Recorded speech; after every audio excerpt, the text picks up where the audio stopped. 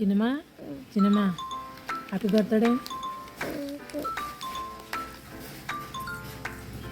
ನಿದ್ದೆ ಇನ್ನೂ ಆಗಿಲ್ವಾ?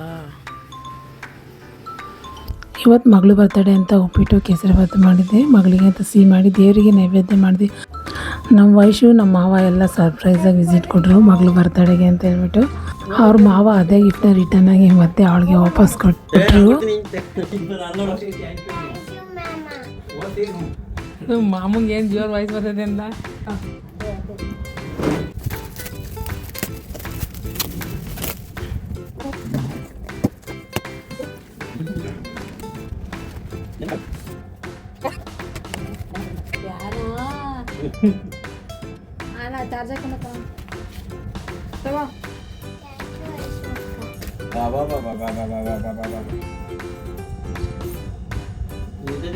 ನಮ್ಮ ವಯಸ್ಸು ಬರ್ತಡೇ ಗಿಫ್ಟ್ ಅಂತ ಹೇಳ್ಬಿಟ್ಟು ಫ್ಯಾನು, ಬ್ಯಾಗು ಮತ್ತು ಪೆನ್ಸಿಲು, ಕನ್ನಡಕ ಎಲ್ಲ ತಂದಿದ್ಲು. ಮೊದಲೇ ವಯಸ್ಸು ಯಾವಾಗಲೂ ಫ್ಯಾನ್ ಇಟ್ಕೊತಿದ್ಲು ಸೆಕೆಗೆ ಅಂತ ಹೇಳ್ಬಿಟ್ಟು ನನಗೂ ಬೇಕು ಅಂತ ಕೇಳ್ತಾ ಇದ್ಲು. ಅದಕ್ಕೆ ಅವಳು ಈ ಸಲ ಬರ್ತಡೇಗೆ ಅಂತ ಗಿಫ್ಟಾಗಿ ತೊಗೊಂಡ್ಬಿಟ್ಟಿದ್ದಾಳೆ. ಅವ್ರು ಬಂದಿದ್ದು ತುಂಬ ಖುಷಿ ಇತ್ತು ನಮಗೆ. ಯಾರೂ ಬರೋಲ್ಲ, ಸಿಂಪಲಾಗಿ ಒಂದು ಕೇಕ್ ಕಟ್ ಮಾಡ್ಸೋಣ ಅಂತ ನಾವಿದ್ವಿ. ಆದರೆ ಜನ ಎಲ್ಲ ಹೇಗೆ ಹುಡುಗರು ಅಂತಲೇ ಗೊತ್ತಾಗಲಿಲ್ಲ. ಎಲ್ಲರೂ ಬಂದು ಸೇರೇ ಬಿಟ್ಟರು ಬರ್ತಡೇಗೆ, ಅವಳ ಬರ್ತಡೇಗೆ.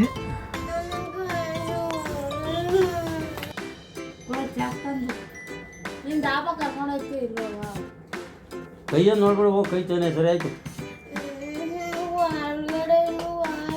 ಏನು ಆಗಲ್ಲ ಬಿಡೋ, ಸರಿ ಆಗುತ್ತೆ. ಆಗುತ್ತಂತದ್ದು ಏನು ಹೇಳು. ಏನು ಕುಯ್ಯೋದು ಮತ್ತೆ ಏನು ಹಾಕ್ತಾ ಕುಯ್ಯೋಣ ಕೂಡ ಹೊಳ್ಕೈದು ಬರ್ತಾರೆ ನಮ್ದು ನಿಮ್ದು. 500 ಕೊಡೋದಿದ್ರೆ ನಿಮ್ಗೆ ಗಿಫ್ಟ್ ಎಲ್ಲ ಹಾಕ್ತಿರ್ಬೇಕು, ನಾವೇ ತಗೊಂಡೋಗಿ ಈಗ ಕೊಡ್ಸೋದು ಲೆಕ್ಕ. ಕೊಡ್ತಾ ಇಲ್ವಲ್ಲ.